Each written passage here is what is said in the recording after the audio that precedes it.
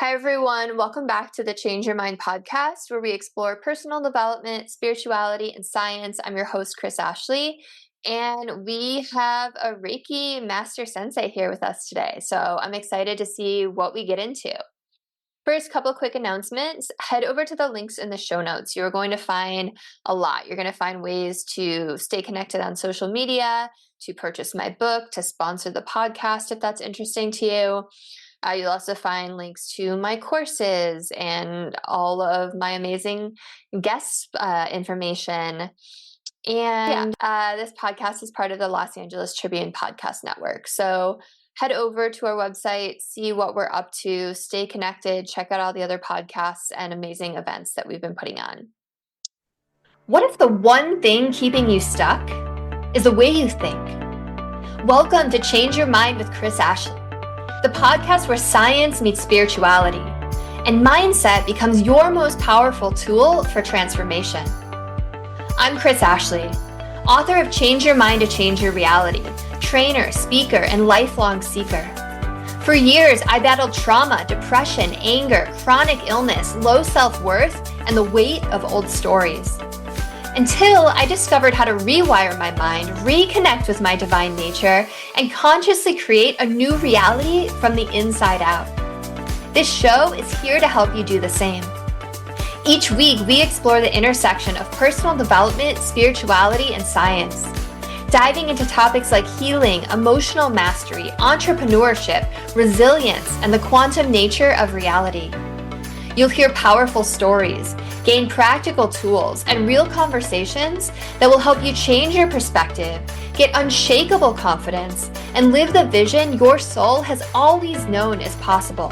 Whether you're navigating a major life shift, building your dream business, or seeking deep healing and alignment, you're in the right place. So if you're ready to break through, take back your power, and create a life on your terms, this is your moment. Let's break free from the patterns that hold us back, awaken to who we truly are, and rise. Your transformation starts now.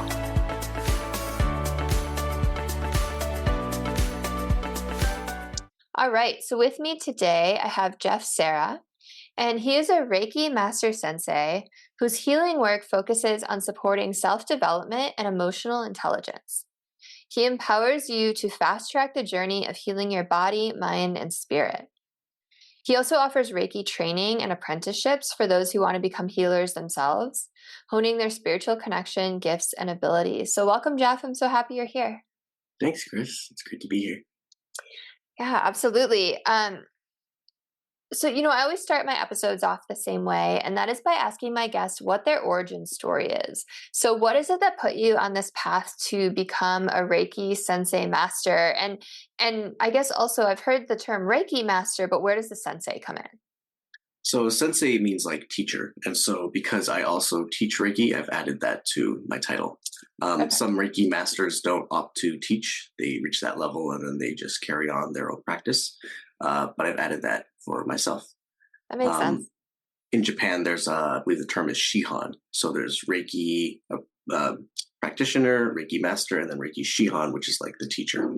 But that title is kind of more reserved for the traditional lineage of Reiki. And so I am not trained in that specific, modality. And so I opt for the sensei instead.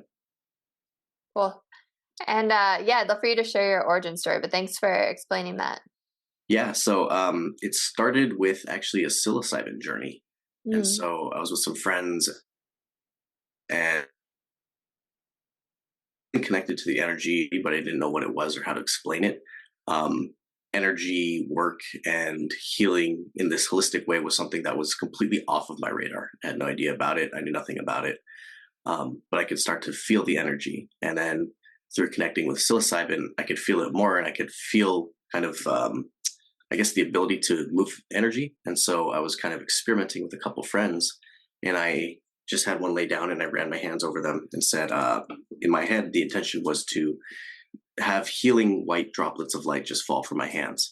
And after I completed, I asked, what did that feel like? And she said it felt like white rain was falling all over her. Cool. And I was like, oh, that was exactly the intention. So then I was like, I need to look into this more to see what it is. And through that exploration, I connected to the art of Reiki. Very cool. And you said you weren't trained in a specific type. Is there a specific type of Reiki that you've trained in? So there's a lot of different, I guess, lineages of Reiki itself, and so the one I'm trained in is a combination of holy fire, usui, and um, the traditional from Japan itself is a very specific kind of traditional Reiki.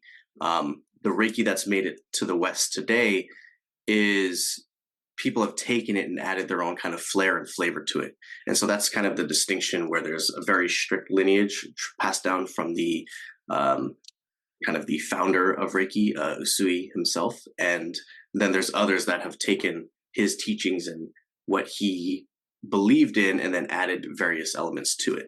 And so mine is a combination of like three of those elements.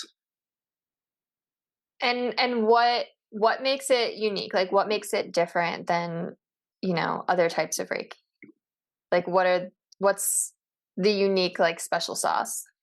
What I've done is I've kind of merged the two. So there's a Reiki master in Japan that we've worked closely with, and we went to Japan in early 2024 to collaborate and learn what we're teaching versus what they're teaching and how it differs, and then kind of do a cultural exchange, connecting it back to its roots. So I'm a third and fourth generation Japanese American, um, and so there's still even a disconnect with that aspect where when we went to Japan, we had three different cultures. We had American culture, Japanese culture, and then Japanese American culture.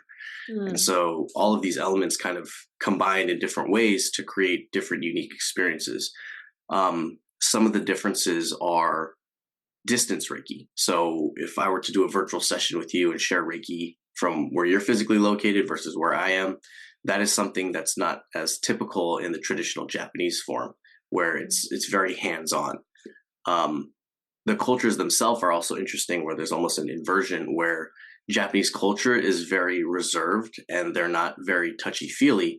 But anytime the word Reiki is mentioned, it's automatic that there's going to be hands on. So there's not the need to ask for permission. It's kind of like if you're going to be doing Reiki, obviously it'll be hands on, similar to like a massage. Whereas in American culture, we're much more open. We typically hug and show more affection. But anytime someone's doing Reiki, there's some hesitation. Some people prefer to have no physical contact, even if you're in the same room. They'll request kind of like hover hands or distance Reiki in the same space. Or there's also the kind of the caveat of, hey, I'm going to place hands on you and getting that permission. So it's kind of an interesting flip flop there. Do you find there's a difference when you do hands-on versus like hover hands with someone? I find that the difference is really for the person receiving it in terms of their experience. So it's Reiki is a very unique modality in that it can transcend time and space. So that means we could send a healing instantaneously. It doesn't need to be a full hour duration. But when I work with people, I typically will do hour sessions because it gives them the full experience where they get to lay down, relax. They drop into like a meditative state. They're able to feel and receive the energy rather than having it kind of flooding them all at once. So the experience is really the difference more so than the effect, if that makes sense. Yeah. Yeah, totally. Very cool. So when I was reading your bio, it says your work focuses on supporting self-development and emotional intelligence. And I'd love for you to just talk about how that's tied into Reiki. So with Reiki sessions, typically when I'm working with someone, I can feel or connect to emotions as well. And the physical body will store the things that we haven't emotionally expressed. So if somebody has shoulder pain or discomfort, that's typically from holding on to grief. Mm. So I can work on them and do Reiki, but if they don't address what they've been holding on to, the issue comes back in a week or a month or whatever it may be. And so rather than give them kind of like a Reiki Advil, I support them with, okay, here's what I picked up. How do we address the root cause? How do we solve the problem at the core? And you do that with people? So I work with people to explore what we're sensing. If they're having different chakra blockages, if they're having physical ailments or diseases, we look at what could be the root cause of that, what is going on in their lifestyle, what's going on in their mindset, and then how to undo the conditioning, how to unlearn what they've taught themselves or picked up through generational trauma from society, etc. Is it always like they tell you ahead of time what's going on, or do you ever like pick up on something while you're doing the Reiki where you're like, "Oh, you must be holding on to grief because I can feel something here." Yeah, it's usually a combination of both where they may come in with one thing, but as soon as I connect and begin to work on them, I'll sense and feel more than what they've shared or said. Um, and there could be a variety of reasons. It could be just a comfort thing. It could be difficult to kind of speak and say out loud. It could be something they're unaware of. But the moment they become aware of it, they kind of sit and explore it, and they're like, "Oh yeah, that's right. I forgot about this thing or that thing." Yeah. So it's really interesting. Like I love exploring different energy healing, and I actually got my like level 1 in Reiki, but I don't really use it ever except for like on my husband. I did it Okay, on my dog once and then she like threw up and it freaked me out. Which was probably like her like releasing something, right? purging. Yeah. But I was like, okay. um, but I'm also like a big fan of the body code. Are you familiar with that at all? Yeah, I had body code session not too long ago. Cool. So like in my mind, and I'm saying this because I'm probably wrong and you should correct me if I am. It feels like a lot of what body code and other kind of modalities like that do is like help release, you know, whatever you're holding on to, right? Whether it's like emotion or like a virus or whatever, it helps release that. Where it feels like Reiki is like bringing in life force energy. So is it kind of like Reiki is coming in and those other modalities are going out, or does Reiki work in a similar way as well?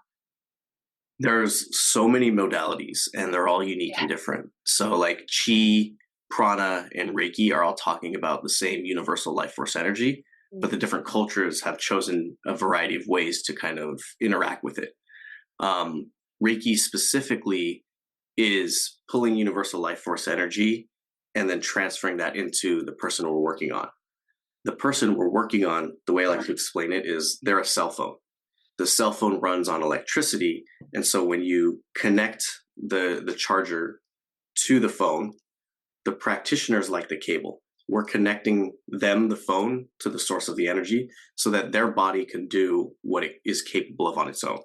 um, the cell phone can't do more than what it's capable of once it has the electricity. And so similarly, the human body is able to heal and repair itself. And that's what we're supporting them with doing by placing more of that energy and the resources they need inside. Whereas there are other healing modalities where there's like cleansing, or they're pulling energy out or removing things or clearing blockages in a way that's like a release. So, okay, I agree with you that the human body is like perfect, whole, complete, exactly as it is, right? To quote one of my mentors, and that we are fully capable of healing ourselves.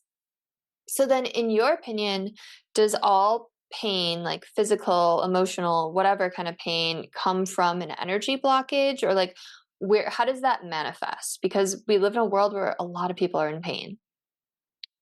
Not all pain, but so like as an example, right? If I bump my knee on a desk, then that pain is a physical thing. Yeah. But if I have a recurring ache in my shoulder, that could be due to what is the physical body doing when I'm storing that? Am I tense in that area, walking around all day, not even realizing that I'm storing that tension? Or am I constantly anxious to the point that I'm always nauseous, and then that's causing stomach issues? There's a really good booklet or pamphlet called "Feelings Buried Alive Never Die," and it talks about how whatever your physical ailment is, there's something that it's connected to. There's an emotion or something we're avoiding that would support releasing that physical ailment. Um, it's a combination. So we think of these things as separate. My physical body, my mindset, my energy, they're all separate things. But the reality is they're all within us. So they're all having an effect on us. And so if something is physically bothering you, it could just be physical. Maybe I'm sleeping wrong on my neck, but then there's also potentially an emotional component as to why I'm sleeping wrong or what tension is being held there. So it's everything is interconnected. Yeah. Yeah. It's so fascinating. Like, especially like I've learned a lot about like repressed emotions, right? Like Mm. those pretty much always manifest in illness, even though like all illness isn't from them. So it's interesting, like the things that can block our energy flow. So in Reiki, you mentioned chakras. In my mind, that's more like Chinese medicine. Like, does Reiki follow like a similar type of like energy field, or like do you work with chakras? Yeah. So in chakras are it's like the definitions used for the energy centers.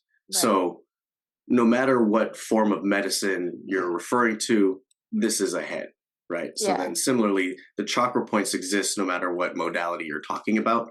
The way that we interact with it could be unique and different.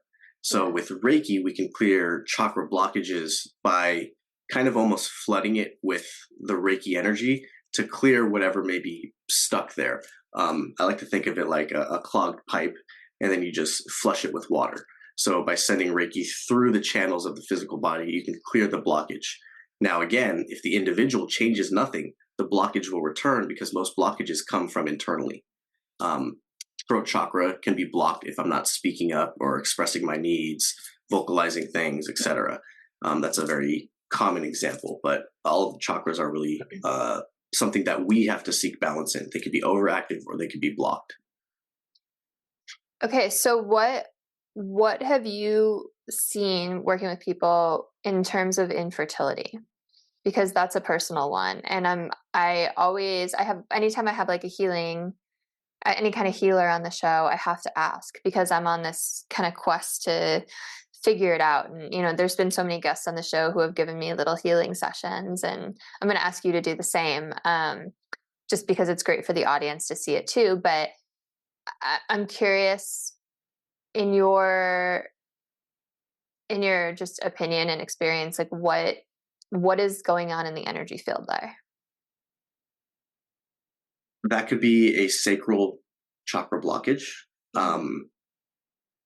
Feelings of isolation, lack of creativity, um, low libido. Those all are symptoms of like a blockage in the sacral chakra area.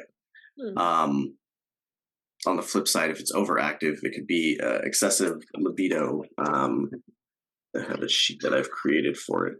Yeah. Um, Over emotional, fixated on sex, hedonistic, and manipulative for overactive sacral chakras.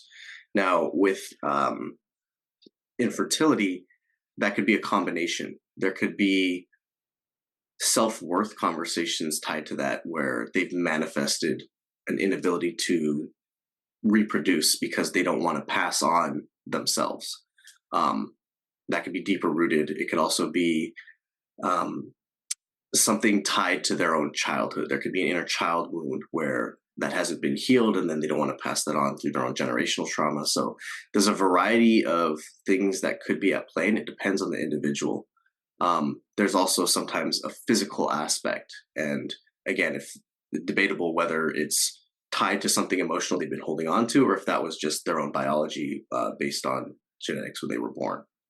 Um, so it's really a case by case thing, but to examine it from all lenses and perspectives of, is it energetic, is it spiritual, is it physical, is it emotional. Okay, so if I were to ask you to do like a little 5-minute Reiki session on me, could you tell where it was coming from? When so I guess to be more specific, is infertility something you're working on or Yeah, through yeah, yeah, yourself? yeah, yeah. Okay. Sorry, I thought I was clear about that. Yes. Okay. um I can try the things that I sense or pick up. It's Reiki works in a hierarchy system. So if you come to me and say I have shoulder pain, but there's actually like a kidney infection, all the energy is going to go to the kidney infection. So if that is the highest priority in your system right now, then that is the most uh, kind of in my face thing that I'll sense or feel first. If it's not, then there may be something else that the energy is addressing. So I can't guarantee it, but we can take a look. Yeah, no, I'd love that, and I'm gonna ask you too, but that's interesting you said that because, like I said, the only time I ever do it is on my husband when he's had, like, a bad day or he's stressed or he's not feeling well, and it's like you can feel where the energy is being pulled, right, from the Mm. body, and, like, I'm not anywhere as attuned to it as you are, but I can even feel, like, when I'm over a certain area, it's like, "Oh, I feel it pulling strong," versus, like, nothing, so it's so fascinating, so that's interesting, so if someone comes to you with shoulder pain, are you able to work on their shoulder pain, or is it like, "Oh, kidney problem is just, like, pulling all this, like, you gotta come back for the shoulder pain once we resolve this?"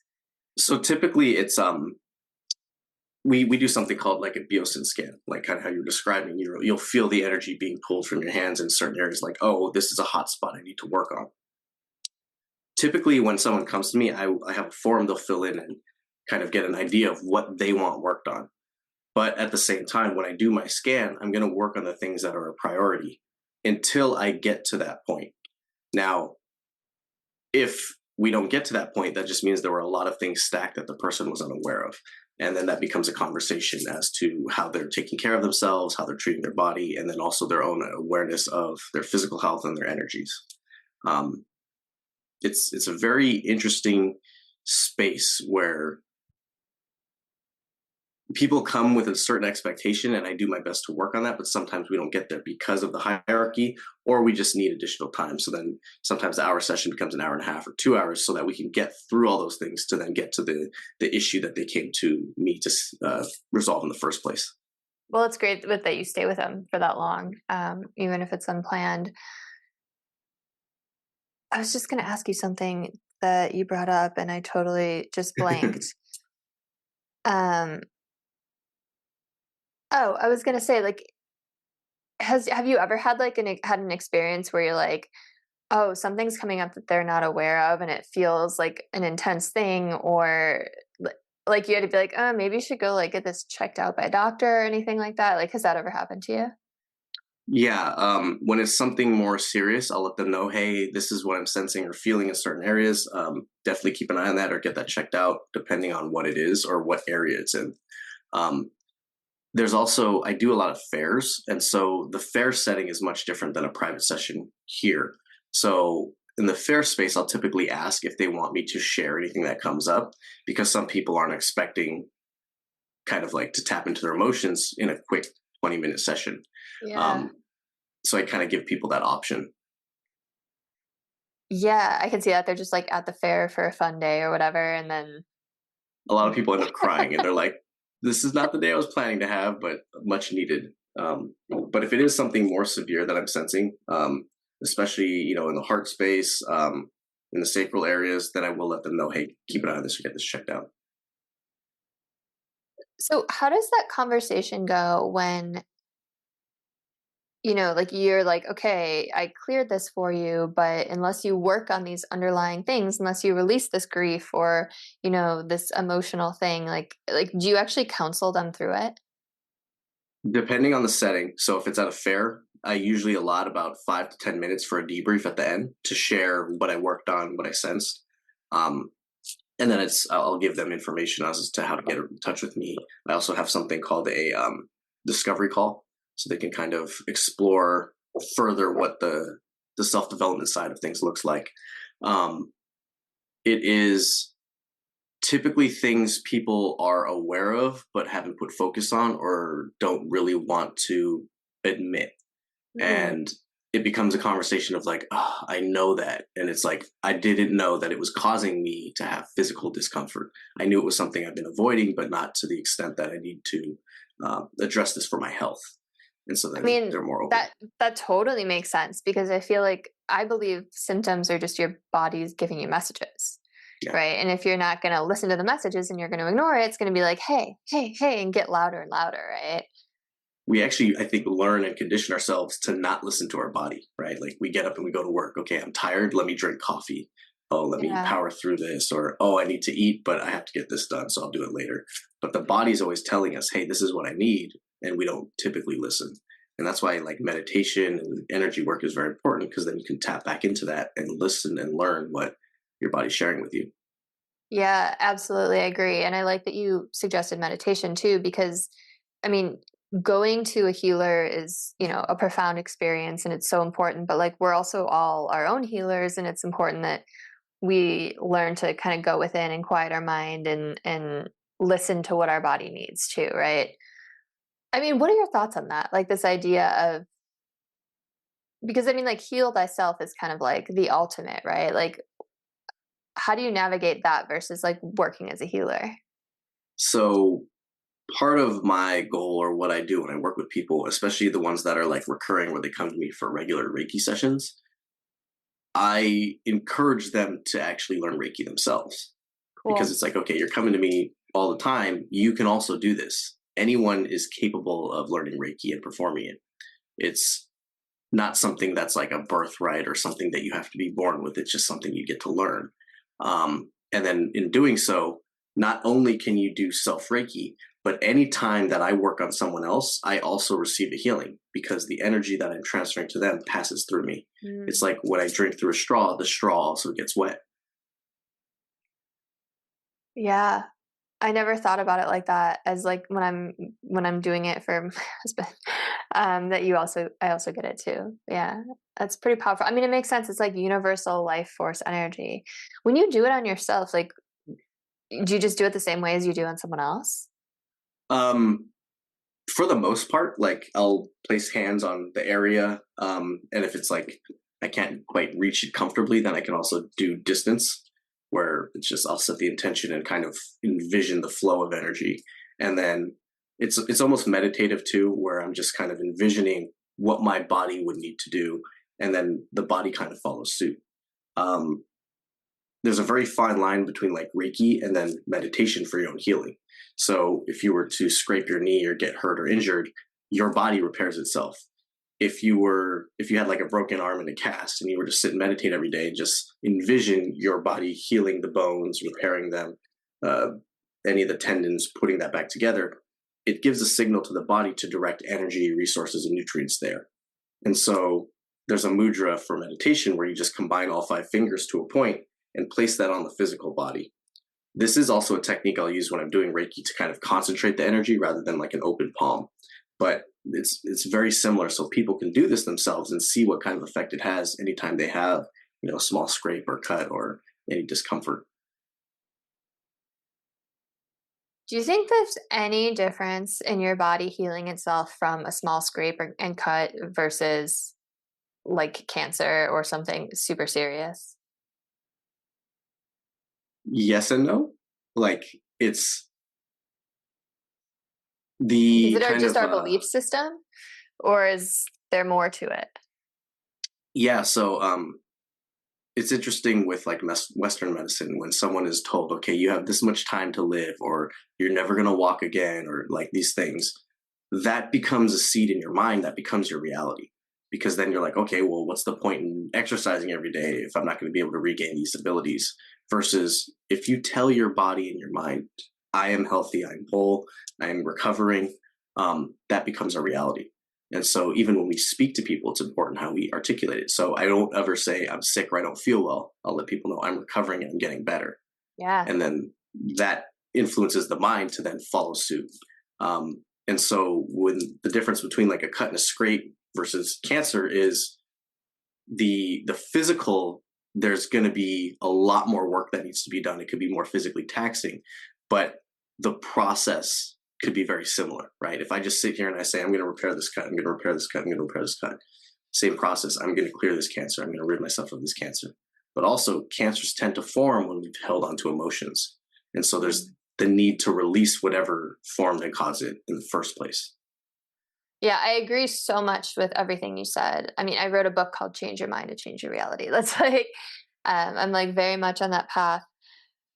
So you just mentioned the importance of releasing emotions because they can turn into things like cancer. What is your favorite way to let go of emotions? Because I think that's really hard for a lot of people. I also struggle with that myself. Yeah. Holotropic breathing has been one form that like has really allowed me to do like a full release where I was able to just kind of let go. Um, what's it called?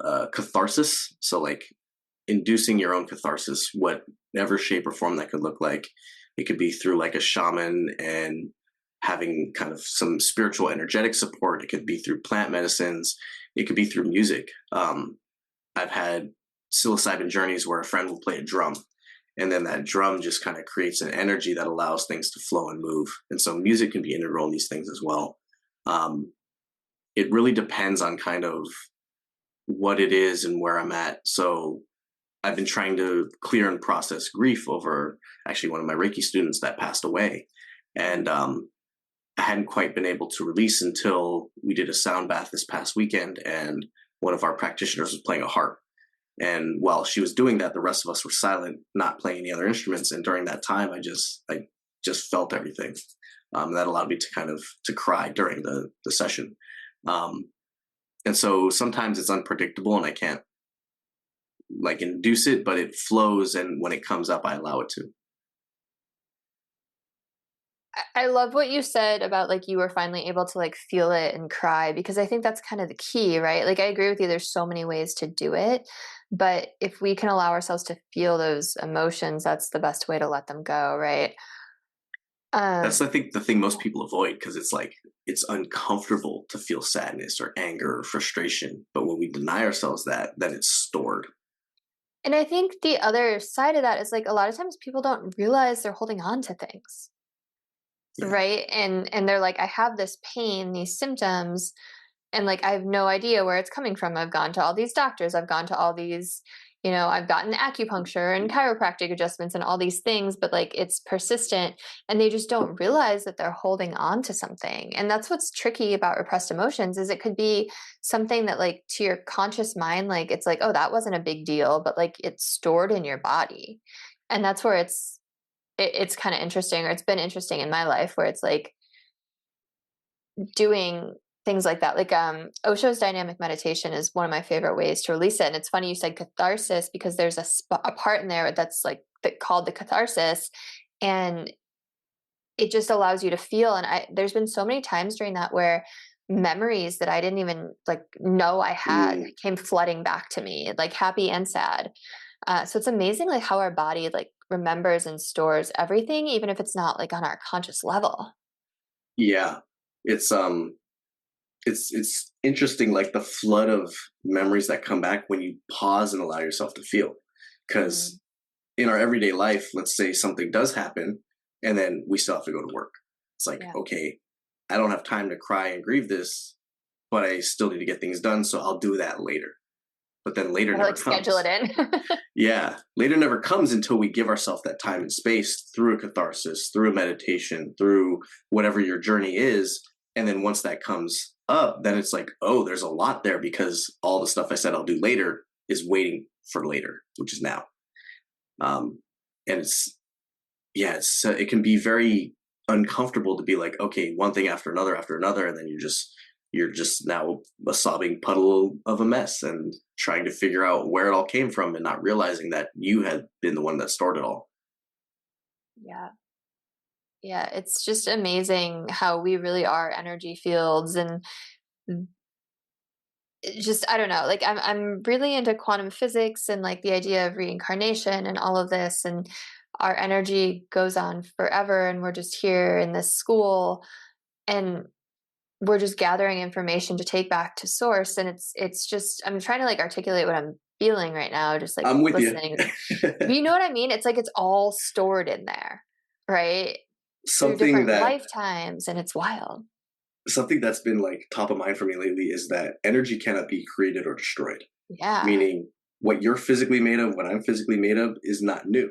It's it's the same particles that have existed long before we were born. And so within us, within what we're made of, there's ancient knowledge. It's totally. a remembrance of connecting to all the things that those particles have experienced. So your past lives, the past lives of those particles and everything else, you can tap into your higher self or whatever your belief system is in order to learn at a more rapid rate, manifest at a rapid rate. And it's all energy. Yeah, and we are ancient and vast and expansive, and it's crazy what you said, like energy has no beginning. So it's like it's hard to wrap your 3D mind around that, right? Like if there's no beginning, like where does is it just it's always been here, but like we were around at the beginning even though there isn't a beginning. I don't know. Like I think we all came from source, but yeah, it's just wild to think about. Like we are so much more than our bodies, our thoughts, our emotions, our reactions to things. But so many people are just stuck in this like 3D reality, this like movie that we're just manifesting around us. It's school is, I think, one of the saddest parts of our society in that it teaches us not to connect to these gifts. It conditions us to think within a box. I And mean, yeah, go ahead. it's the human being is capable of so much more than we're taught. You have to go out and seek these things on your own and learn about it. But the ability to connect psychically, the ability to connect to spirits, to speak to loved ones that have passed on, to heal ourselves and others through just your hands or an intention to manifest. All these things are not taught to us, but they're things every single person is capable of. Absolutely. They say like 98% of kids, like babies, are geniuses. And then, like, as they go through the grades of school, that number drops off and it's like in the 80s and then it's in the 70s. And then, like, by the time kids are like done with high school, it's like 1 or 2% because we, we just like bang that out of them because school is to teach people how to become good workers, right? That's Yeah. like literally the point of school. Have you been listening to that new podcast called the Telepathy Tapes at all? Because Mm-mm. it's so cool. Oh my God, it's so cool. So it's a documentary style. There's 10 episodes and it's looking at kids with severe autism who are nonverbal, and they realize that these kids are telepathic and they all go to this place that they call the hill and they all talk to each other and they have these like rich lives like through telepathy, but like it's talking to all these parents and teachers who are like, my kid reads my mind. And it's a documentary style, so they bring in like a neuroscientist and like all these legit scientists, and they're like running these experiments, and then a lot of them can see spirits and talk to them, and like all the gifts that you just said that we are all absolutely capable of. And I think a lot of people have had those experiences where they dream of loved ones who have passed, right?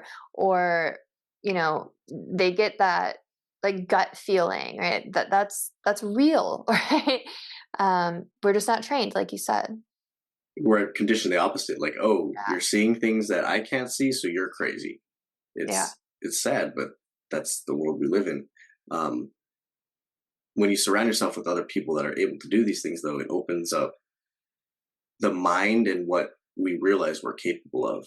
Um, yeah, I've created a community of healers, and so within that, there's so many modalities where the conversations we have are far different from what I grew up around.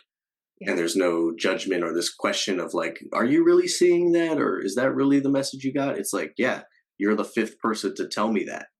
And so there's this correlation of like, it's undeniable because they've never met or spoken about it, so how could they give me the same message? Things like that have been real interesting to kind of connect to and learn. Yeah, it's so true. You really are the result of the people you spend your time around. And like, I don't know if you have kids, but I have he's gonna be like a year old in 8 days, which is crazy. But I'm like thinking about school already and like having all these same thoughts. And it's like, oh my God, I don't know Mm. if I have it in me to homeschool, but like, I don't know. I have to like look at different programs, but it's hard to like want to send my kid off to that. Like, it just doesn't feel right, especially in California.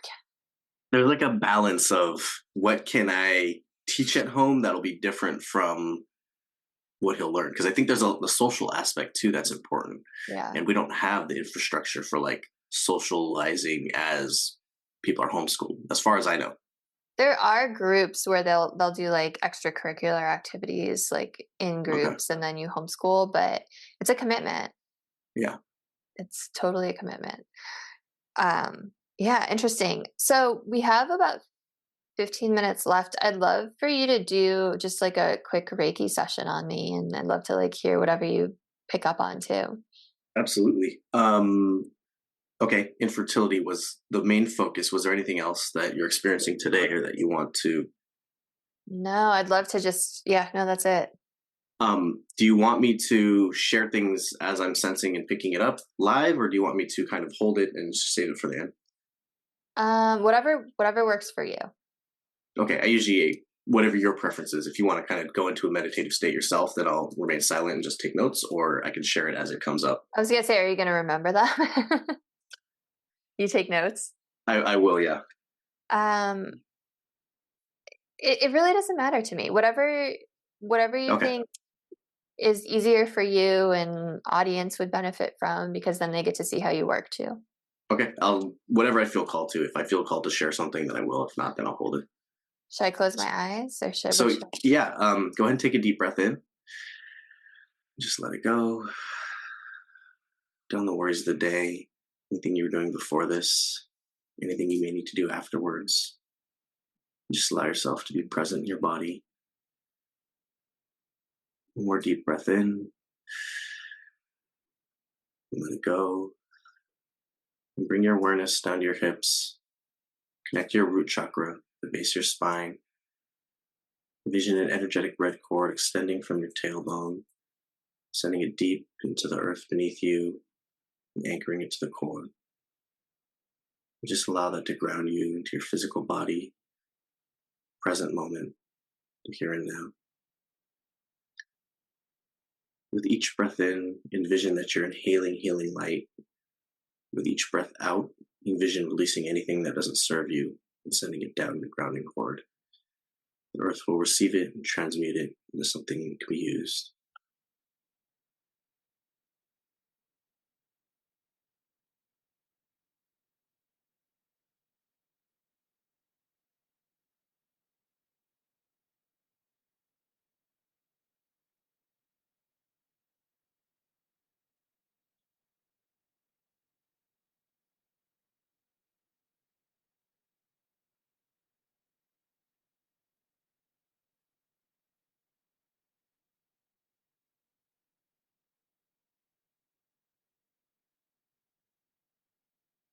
You have a really good energetic hygiene.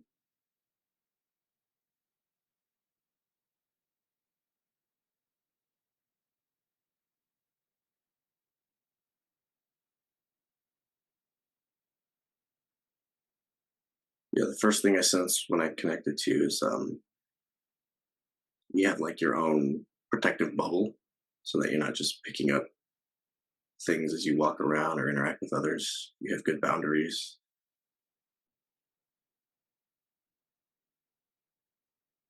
Getting a buzz on the right side of your body.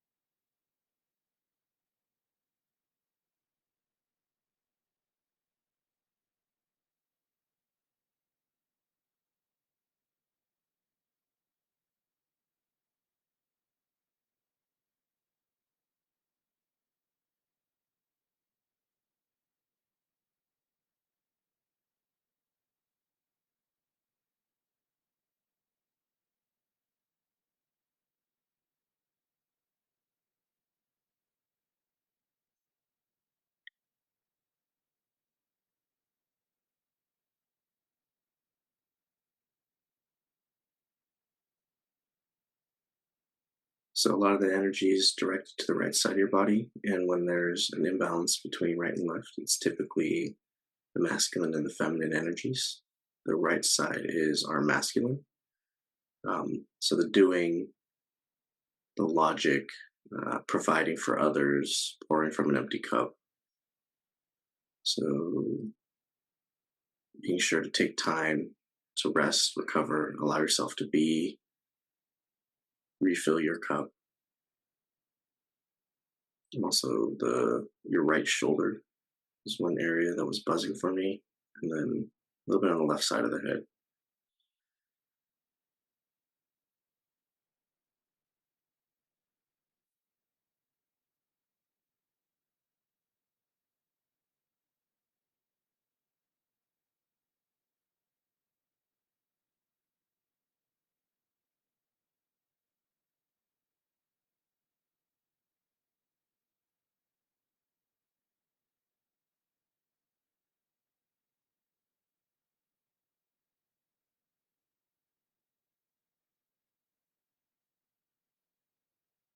So as I'm scanning your sacral, for me, I'll get color hits when it's connected to like a chakra point. Scanning your sacral, there was almost like looked like two green dots. So green is heart chakra, and then also it felt like maybe the bottom parts of your shoulder blades. So all in the heart space area is what I'm picking up in connection to anything in the sacral.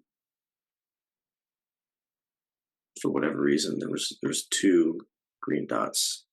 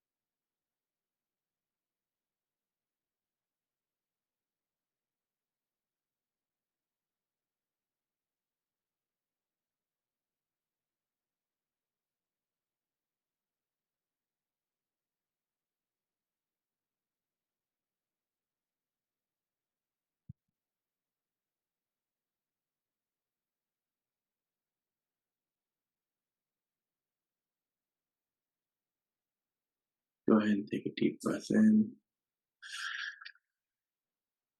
Let it go with a sigh. And just gently roll your head from side to side, becoming aware of the room you're in.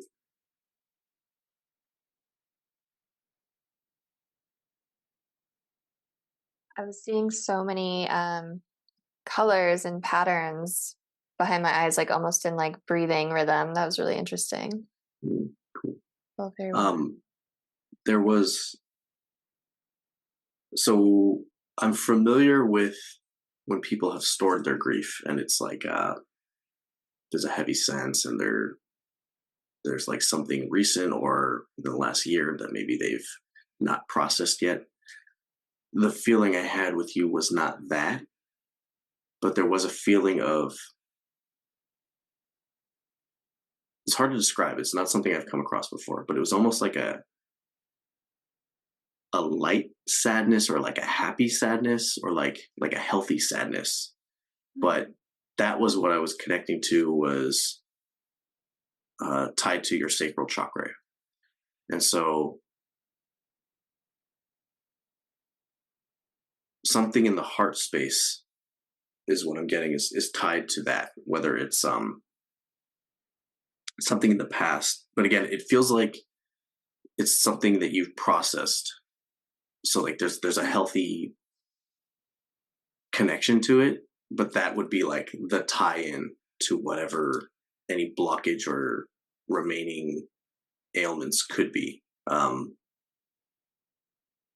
It's hard. It's hard to make sense with what I was sensing or feeling, but if that lands for you, So is it something that I need to process more or like work to release more, but I've already processed it?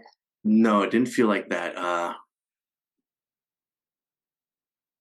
I guess. Well, when we're saying process, I'm thinking like feel through it and experience it again. It doesn't Right. feel like that, but it's I guess it would be more of a release of.